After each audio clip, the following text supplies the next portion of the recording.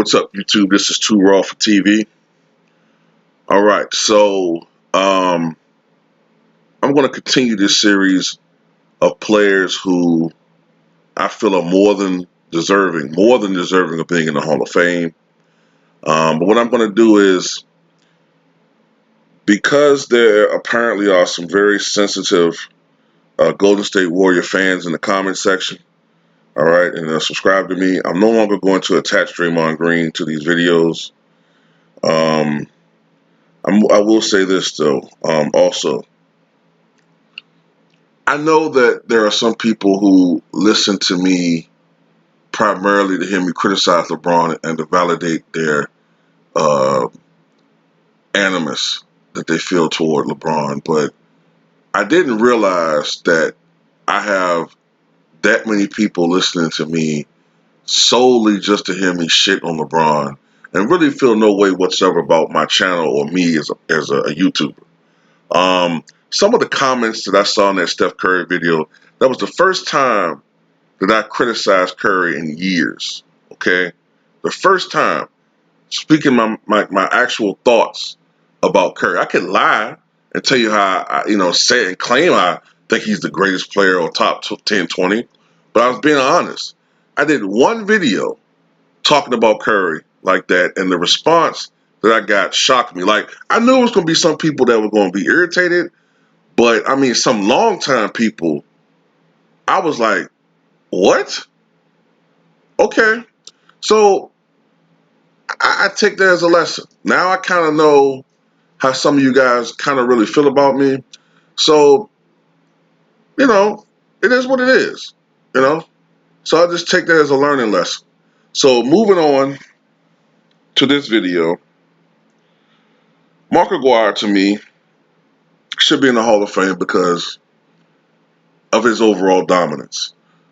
He was one of the premier scorers in the NBA throughout the 1980s, not only just from a production standpoint, as far as points, but he also was very critical in further enhancing that Detroit Pistons team after he was traded there in exchange for Adrian Dantley.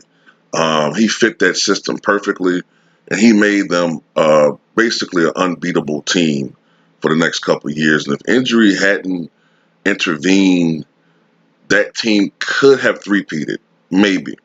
I say maybe because I'm a Chicago Bulls fan, but Mark Aguirre played college ball with DePaul, and he was arguably, I guess technically was the best college player after Magic Johnson. He was the 1980 Naismith College Player of the Year. He won the Adolph Rupp Trophy in 1980. He was the USBWA Player of the Year in 1980. He was the Associated Press Player of the Year in 1980. And he was the UPI Player of the Year in 1980. He was the Sporting News Collegiate Player of the Year in 1981. Twice he was a consensus first-team All-American, 1980 and 1981. And he was Mr. Basketball USA back when he was in high school, I believe, in 1978. And his number 24 has been retired by the DePaul, Blue Demons. He also was on the 1980 U.S. Olympic team. All right. But because of the U.S. boycott at the time, the team actually didn't compete in the Summer Olympics. All right. So they weren't able to go out there and compete, but he was named a member of the 1980 U.S. Olympic team. He was drafted in 1981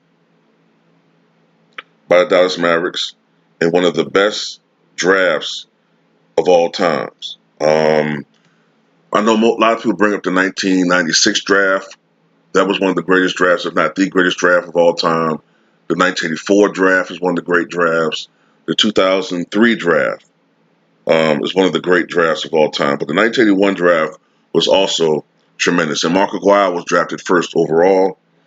Number two in that draft was Isaiah Thomas, the Detroit Pistons fame, who ultimately became a very close friend of Mark Aguirre, and was one of the reasons why he was drafted to the Pistons later on in his career.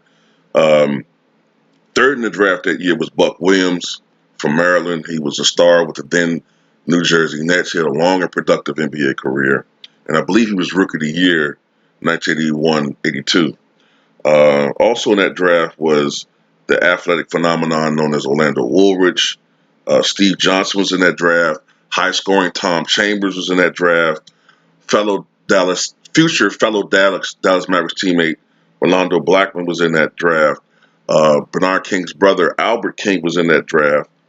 Um, a future Detroit Piston in his own right, and future Charlotte Hornets player Kelly Tripucka was in that draft. Longtime player Danny Shays was in that draft. Herb Williams, um, Larry Nance, Alton Lister, and further down the draft you had Eddie Johnson, you had Danny Ainge, um, and I believe what's his name? Frank Bukowski also was in that draft. But Mark Aguirre was one of the premier post scoring forwards in the NBA. All right. Mark Aguirre, the one thing that I think hurt Mark Aguirre, if you look at it, is his number of All-Star selections. Right. He only had 3 All-Star selections: 1983-84, 87, and 88. All right. In 84, he averaged a career high 29.5 points per game, to go along with 5.9 rebounds and 4.5 assists. In 87, he averaged 25.7 points, 5.3 rebounds, 3.2 assists. In 88, 25.1 points, 5.6 rebounds, and 3.6 assists. One of the reasons why I don't think that he was in the All-Star game as much as he probably should have been is because, as I said before in a video I did talked about Larry Bird, the 1980s was the preeminent period. It was the golden age of small forwards. There were so many prominent small forwards in the NBA at that time that that you could be a great player putting up a lot of numbers, uh, but at the same time, you know, you wouldn't get that nod. Part of it also is that the Dallas Mavericks were not one of the better teams in the league at that time. Kind of like the point I'm making about Bradley Beal. Like Bradley Beal was averaging over 30 points per game. Um, if the season doesn't, more than likely, because I think he was averaging 30.6 points per game or something like that, more than likely, Bradley Beal is going to become the first player in NBA history to average 30 points per game and not be an all-star that same season. All right. Um, it's never happened before. Even World Be Free, the one year he averaged 30 points per game with the then, I think, San Diego Clippers. They only finished 35 and 47, but he was an all-star. But yeah, the point is with Adrian Dantley, I'm just thinking about at that time in the Western Conference, as far as small forwards, you had James Worthy, you had Kiki Vandeweghe, you had Alex English, you had Adrian Dantley. All right, Adrian Dantley was doing his thing at that time. So that's 4 right there. Uh, Later on, you had Karl Malone. Because I'm just naming forwards, not necessarily just small forwards. Um, there were some other guys as well. Larry Nance, who I named. Tom Chambers, who I named. Xavier McDaniel is another one.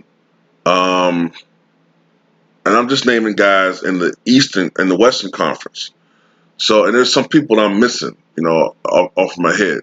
So there was a lot of competition at the position. But for his career, he averaged better than 20 points per game. All right, and he was one of the best post scorers at his position in his generation.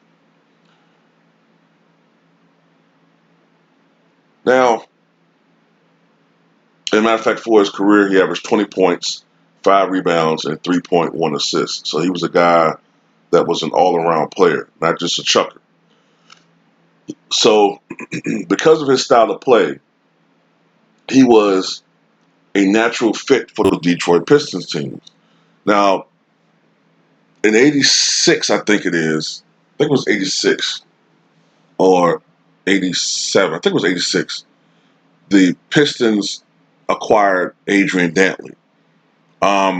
Adrian Dantley, his game didn't always mesh well with the Pistons style of play.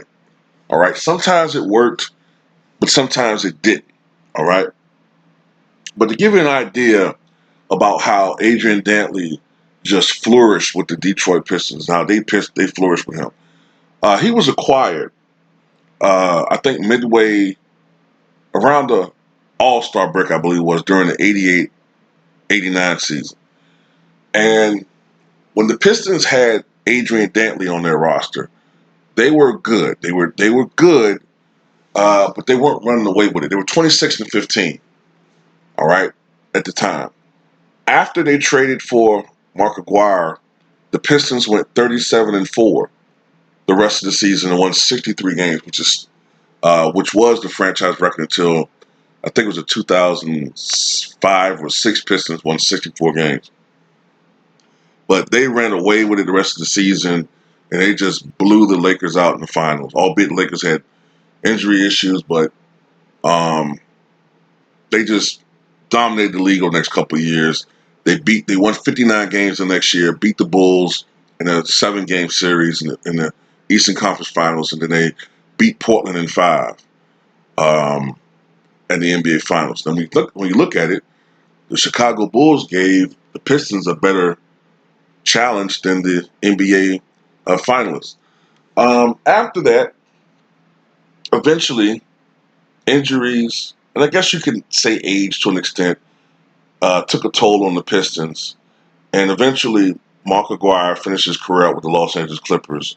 I think he was traded there in '93, or either he was traded or he signed as a free agent in the '93-'94 season. And after that season, he retired from the NBA. One of my theories as to why he's not in the Hall of Fame may have something to do with his personality. It might have something to do with his personality. From what I understand, he was not the easiest person to get along with sometimes. You know, that's kind of a thing when if you're not the most popular guy, that's how they get you with the legacy. That's how they can kind of get you in the end. You know what I'm saying? Like, see what they did to Terrell Owens, how they fucked him over for so long. He finished with 18,458 points, 20 points per game. Just checking out some stuff with him. For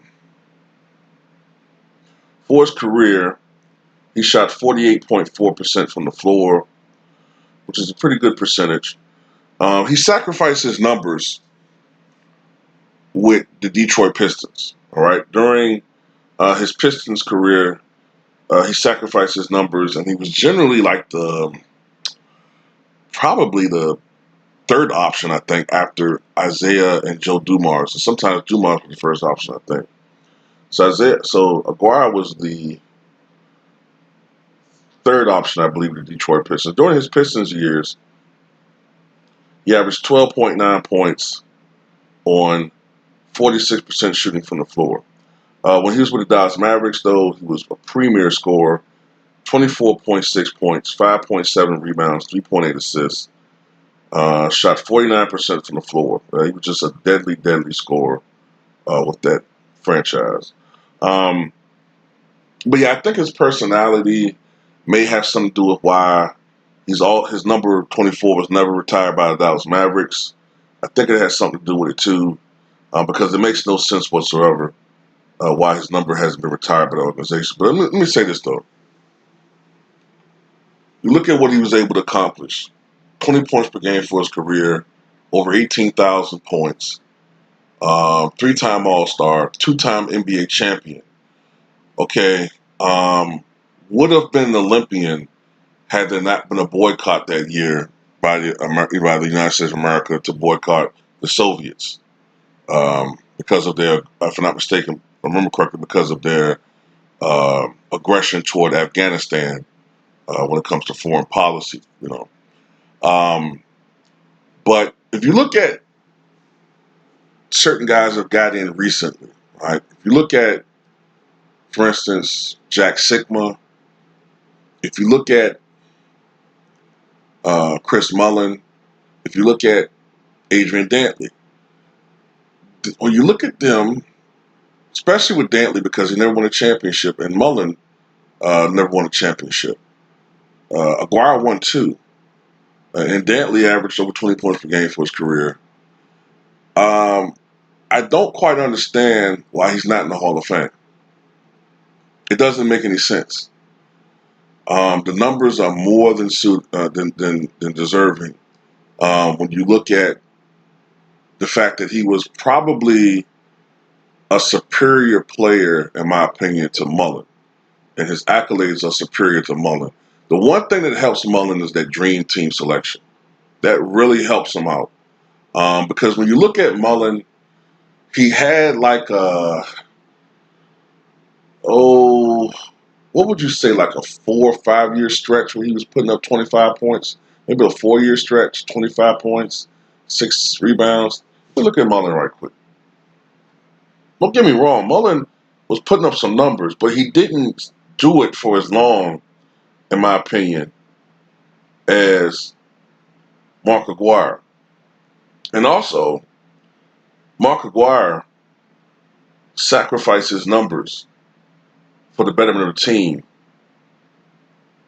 when he joined the Pistons. Now, Chris Mullin for his career averaged 18.2 points, 4.1 rebounds, 3.5 assists. Dantley, I think, was something like 20 points, 4 rebounds, and 3 assists. So Dantley's points are a little bit better, and they're about even with rebounding and assists. So let me see. Mullin was a 5-time All-Star from 88 to 93.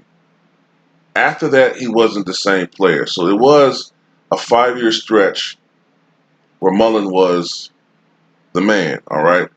During that time period, that 5-year stretch, Mullin averaged 25.8 points, 5.6 rebounds, 4.1 assists, 1.9 steals, on 52.3% shooting from the floor, 35.4% shooting from three, and 87.1% from the foul line. And those are some awesome numbers, but that was a 5-year stretch. Whereas with Mark Aguirre, he averaged 20 points or more for 1, 2, 3, 4, 5, 6 straight years. And it would have been 7 if he didn't sacrifice his numbers with the Pistons. Plus his rookie year, he averaged 18.7 points, 4.9 rebounds, and 3.2 assists. I think Mullin struggled his early years because of depression and alcoholism. So Aguirre came into the NBA balling. But you look at his second year, all the way through his 8th year, or his 7th year, Mark Aguirre averaged 25.5 points, 5.9 rebounds, 3.8 assists, on 49.8% shooting from the floor, 30.1% from three, but he only took one a game, and 75% from the foul line.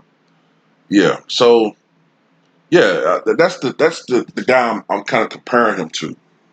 You look at Chris Mullin, right? He's in the Hall of Fame. Aguirre's numbers are, if anything, they're superior to his. He has 2 NBA championships where he was a big part of that team, the Detroit Pistons. All right. He was a thorn in the Bulls' side in many of those contests. Um, I don't understand how he's not in the Hall of Fame other than something,